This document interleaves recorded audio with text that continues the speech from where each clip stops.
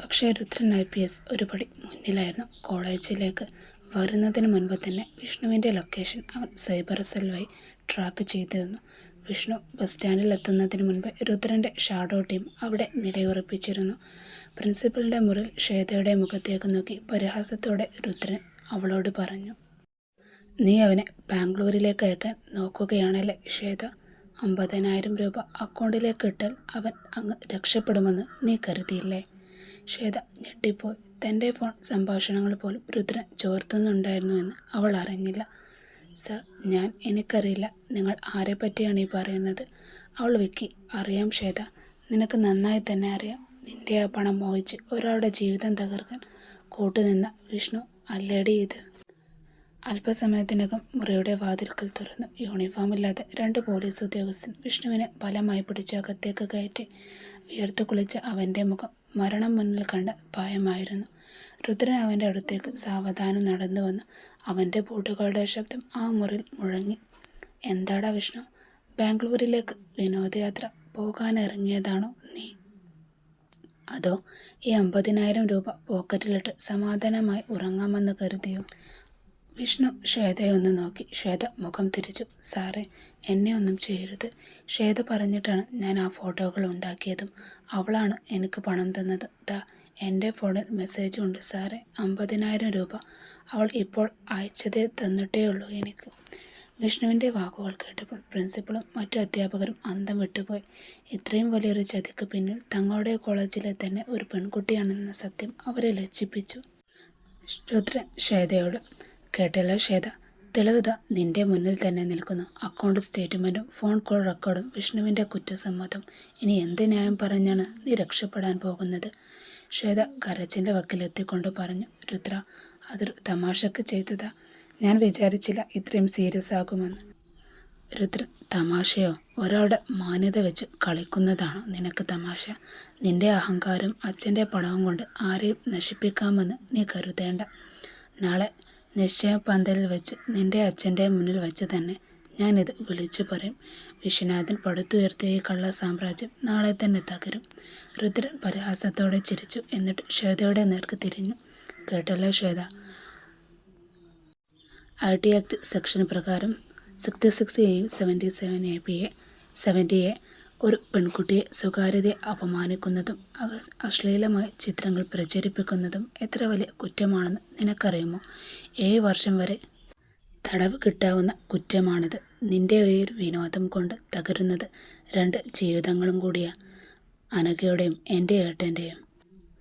Principal കസേരയിൽ നിന്ന് എഴുന്നേറ്റു. അയാളുടെ മുഖത്ത് പുച്ഛമായിരുന്നു. "ശ്വേത, നമ്മുടെ കോളേജിൻ്റെ അന്തസ്സ് നീ കളഞ്ഞു. നിന്നെപ്പോലൊരു കുട്ടി ഇത് ചെയ്യുമെന്ന് വിശ്വസിക്കാൻ കഴിയുന്നില്ല." മുറിയുടെ വാതിൽ പാതി തുറന്നു കിടക്കുകയായിരുന്നു. പുറത്തു കൂടി നിന്ന സഹപാഠികളുടെ നോട്ടം ശ്വേതയ്ക്ക് മേൽ പതിച്ചു. നേരത്തെ അവളെ ആരാധനയോടെ നോക്കിയിരുന്ന കണ്ണുകളിൽ ഇപ്പോൾ വെറുപ്പും പുച്ഛവും മാത്രം. ഓരോ നോട്ടം അവളുടെ ശരീരത്തിൽ തീക്കനൽ വീഴുന്നത് പോലെ തോന്നി. അപമാനം കൊണ്ട് അവൾക്ക് തല ഉയർത്താൻ കഴിഞ്ഞില്ല. തൻ്റെ അച്ഛൻ്റെ പണവും പ്രതാപവും ഈ കാക്കി യൂണിഫോമിന് മുന്നിൽ ഒന്നുമില്ലെന്ന് അവൾ വൈകിയാണെങ്കിലും തിരിച്ചറിഞ്ഞു. പ്രിൻസിപ്പലിൻ്റെ മുറിൽ ശ്വേതയുടെ ചിന്തകൾ ഓരോന്നായി പുറത്തു വരുമ്പോൾ ഒരു വശത്ത് തകർന്നു നിൽക്കുന്ന അനഘയെ രുദ്രൻ ശ്രദ്ധിക്കുന്നുണ്ടായിരുന്നു. അവളുടെ കണ്ണുകളിൽ നിന്നും അടർന്നു വീണ ഓരോ തുള്ളി കണ്ണുനീരും അവിടെ ഉണ്ടായിരുന്ന അന്തരീക്ഷത്തെ കൂടുതൽ ഭാരമുള്ളതാക്കി. രുദ്രൻ പതുക്കെ അനഘയുടെ മുഖത്തേക്ക് നോക്കി. ഭയവും സങ്കടവും കലർന്ന ആ മുഖത്ത് ഒരു പരിശുദ്ധി അവന് അനുഭവപ്പെട്ടു. ഒരു വാടാത്ത തുളസിക്കതിർ പോലെ. എത്ര നിഷ്കളങ്കമാണ് ഈ പെൺകുട്ടി, രുദ്രനുള്ളിൽ ചിന്തിച്ചു. വെറുതെയല്ല ഏട്ടൻ ഈ വിവാഹത്തിന് സമ്മതിക്കില്ലാതെ വാശി പിടിച്ചതും. ഇത്തരം സ്നേഹമുള്ള തനിക്ക് വേണ്ടി മാത്രം ജീവിക്കുന്ന ഒരാളെ മാറ്റി നിർത്തിയിട്ടാണോ അച്ഛന വിഷസർപ്പത്തെ ഏട്ടൻ്റെ തലയിൽ കെട്ടിവെക്കാൻ നോക്കുന്നത്? സിദ്ധാർത്ഥിൻ്റെ അവസ്ഥയും ഒട്ടും ഭിന്നമായിരുന്നില്ല. ശ്വേതയുടെ ദേഷ്യം അവൻ്റെ ഉള്ളിൽ ആളിപ്പടർന്നു. തനിക്കും താൻ സ്നേഹിക്കുന്നവർക്കുമെതിരെ ഇത്രയും വലിയൊരു ചതി ചെയ്തവൾ നാളെ തൻ്റെ ജീവിതത്തിൽ ഭാഗമാകാൻ പോകുന്നു എന്നോർത്തപ്പോൾ അവന് ദേഷ്യം വന്നു. എങ്കിലും രുദ്രൻ്റെ സാന്നിധ്യം അവനെ തളച്ചിട്ടു. രുദ്രൻ കണ്ണിമ ചിമ്മി അവനെ ആശ്വസിപ്പിച്ചു. ഒരു കൊടുങ്കാറ്റിന് മുമ്പുള്ള ശാന്തത പോലെ അവൻ ആ കേസ് തൽക്കാലം അവിടെ ഒതുക്കി. കോളേജിലെ സംഭവങ്ങൾക്ക് ശേഷം രുദ്രൻ നേരെ തൻ്റെ ഓഫീസിലേക്കാണ് പോയത്. അവൻ്റെ മനസ്സ് അസ്വസ്ഥമായിരുന്നു. വിശ്വനാഥൻ എന്ന വ്യക്തിയുടെ വളർച്ചയ്ക്ക് പിന്നിൽ എന്തൊക്കെയോ ദുരൂഹതകളുണ്ടെന്ന് അവന് തോന്നി തുടങ്ങി. അവനുടനെ തന്നെ വിശ്വനാഥൻ്റെ ഏറ്റവും വിശ്വസ്തനായ പണിക്കരെ രഹസ്യമായി ഓഫീസിലേക്ക് വിളിച്ചു. ലാത്തി മേശപ്പുറത്ത് വെച്ച് കസേരയിലേക്ക് അല്പം ചാഞ്ഞിരുന്ന് രുദ്രൻ പണിക്കരെ രൂക്ഷമായി ഒന്ന് നോക്കി.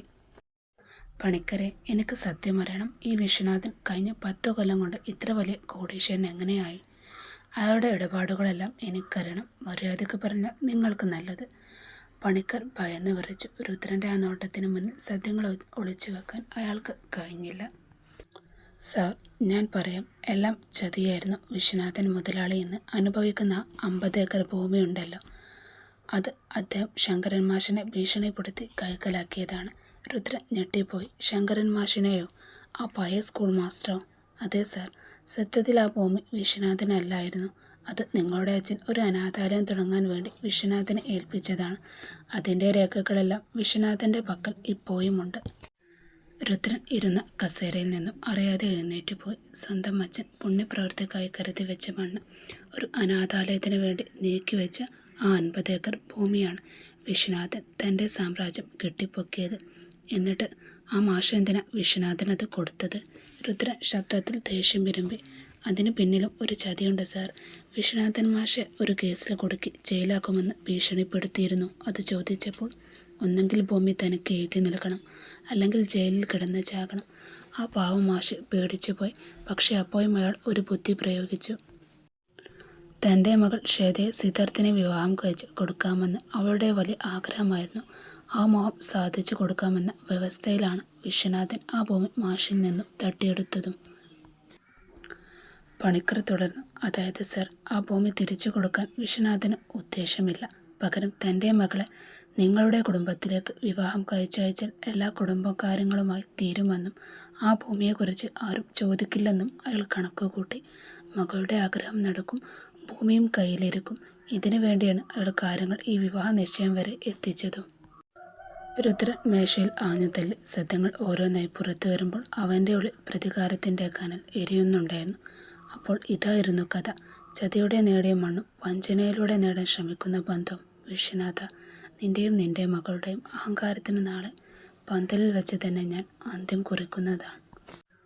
രുദ്രൻ, പണിക്കരെ, ഇത് വള്ളി പുള്ളി തെറ്റാതെ കോടതിയിൽ പറയാൻ നിങ്ങൾക്ക് ധൈര്യമുണ്ടോ? പണിക്കർ അതിന് മറുപടി പറഞ്ഞു. സാർ, 10 വർഷമായി ഈ പാപം പേറി ഞാൻ നടക്കുന്നു. മാഷിനോടും നിങ്ങളുടെ അച്ഛനോടും ചെയ്ത ചതിക്ക് ഇപ്പോഴെങ്കിലും ഒരു പ്രായശ്ചിത്തം ചെയ്യാൻ ഞാൻ തയ്യാറാണ്. രുദ്രൻ ഫോണിൽ സിദ്ധാർത്ഥിനെ വിളിച്ചുകൊണ്ട് പറഞ്ഞു. ഏട്ടാ, നാളെ നിശ്ചയത്തിന് നമ്മൾ പോകുന്നുണ്ട്. പക്ഷേ അത് മോതിരം മാറാനല്ല. അച്ഛൻ്റെ സ്വപ്നമായിരുന്ന ആ 50 ഏക്കർ മണ്ണ് തിരിച്ചെടുക്കാനും ആ ചതിയന്മാരുടെ മുഖം അഴിക്കാനുമാണ്. ഏട്ടൻ തയ്യാറായിരുന്നു. വേറെ ഒന്നും ചിന്തിക്കരുത്.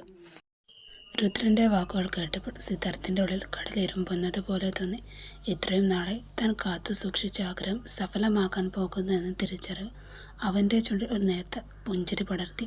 വിജയത്തിൻ്റെ ആവേശം അവനെ നേരെ എത്തിച്ചത് അനഘയുടെ അടുത്തേക്കാണ്. തൻ്റെ സന്തോഷം ആദ്യമായി പങ്കുവെക്കാൻ അവൾ തന്നെ വേണം. പക്ഷെ ക്യാമ്പസ് ലാബായ വാഗമര ചുവട്ടിൽ കണ്ട കാഴ്ച അവൻ്റെ ആവേശം ഒരു നിമിഷം കൊണ്ട് തല്ലിക്കെടുത്തി. തണൽ വിരിച്ചു നിൽക്കുന്ന വാഗമര ചുവട്ടിൽ വീണു കൊടുക്കുന്ന ചുവന്ന പൂക്കൾക്കിടയിൽ അഭിരാം സാറോട് സംസാരിക്കുകയാണ് അനഘ. അവളുടെ മുഖത്തെ തെളിച്ചവും ആ സംസാരവും കണ്ടപ്പോൾ സിദ്ധാർത്ഥിൻ്റെ ഉള്ളിൽ ദേഷ്യത്തിൻ്റെ കനൽ എരിഞ്ഞുയർന്നു. പക്ഷെ പുറമേ അവൻ ഒരു മഞ്ഞുപാളി പോലെ ശാന്തനായിക്കൊണ്ട് അഭിനയിച്ചു. അവൻ പതുക്കെ അവർക്കടുത്തേക്ക് നടന്നു. സിദ്ധാർത്ഥിനെ കണ്ടതും അഭിരാം സാർ ആവേശത്തോടെ ചോദിച്ചു. സിദ്ധാർത്ഥ്, നീ അറിഞ്ഞില്ലേ? നാളെ എൻ്റെയും അനഘയുടെയും നിശ്ചയമാണ്. നീ ഉറപ്പായും വരണം, കേട്ടോ? സിദ്ധാർത്ഥ് ഒന്നും വേണ്ടിയില്ല. അയാളുടെ വാക്കുകൾ അവൻ്റെ കാതുകൾ വെറും മുഴക്കം മാത്രമായിരുന്നു. അവൻ്റെ കണ്ണുകൾ തറഞ്ഞു നിന്നത് അനഘയുടെ മുഖത്താണ്. അവളിൽ നിന്നും എന്തെങ്കിലും ഒരു മറുപടി അവൻ പ്രതീക്ഷിച്ചു. പക്ഷെ അവൾ തല താഴ്ത്തി നിശബ്ദയായി നിന്ന്. ഒരക്ഷരം പോലും അവൾ ഉരിയാടില്ല. ആ മൗനം അവനെ വല്ലാതെ പൊള്ളിച്ചു. ഞാൻ വരാം സാർ എന്ന് പോലും പറയാതെ ഒരു തുള്ളി കണ്ണുനീർ പുറത്ത് ചാടാനിരിക്കാൻ പല്ലുകൾ കടിച്ചു പിടിച്ചവൻ അവിടെ നിന്ന് തിരിഞ്ഞു നടന്നു. എൻ്റെ ആഗ്രഹങ്ങൾ ഓരോന്നായി സഫലമാകുമ്പോഴും നീ എന്തിനാണ് അനഘ എന്നിൽ നിന്നും അകന്നു മാറുന്നത്? നിൻ്റെ ആ നിശബ്ദത എന്നെ കൊല്ലുകയാണ്. ഈ ലോകത്ത് എനിക്ക് നിന്നേക്കാൾ വലുതായി ഒന്നുമില്ലെന്ന് നിനക്കറിയില്ലേ? അവൻ വേഗത്തിൽ നടന്നു നീങ്ങുമ്പോൾ അവൻ്റെ കാലച്ചകൾ അകലുന്നത് അനഘ വേദനയോടെ നോക്കി കേട്ടു. അവൾ പതുക്കെ തലയുയർത്തി നോക്കി. അവൻ ദൂരേക്ക് മറയുന്നത് നോക്കി നിൽക്കുമ്പോൾ അവളുടെ കണ്ണുകൾ നിറഞ്ഞ് തുളുമ്പുന്നുണ്ടായിരുന്നു. വാഗപ്പൂക്കൾ കാറ്റിൽ ഇളകി വീണുകൊണ്ടേയിരുന്നു. സിദ്ധാർത്ഥിൻ്റെ അകന്നു പോകുന്ന നീൽ രൂപം നോക്കി നിൽക്കുമ്പോൾ അനഘയുടെ ഹൃദയം ഒരു വിങ്ങലായി മാറി.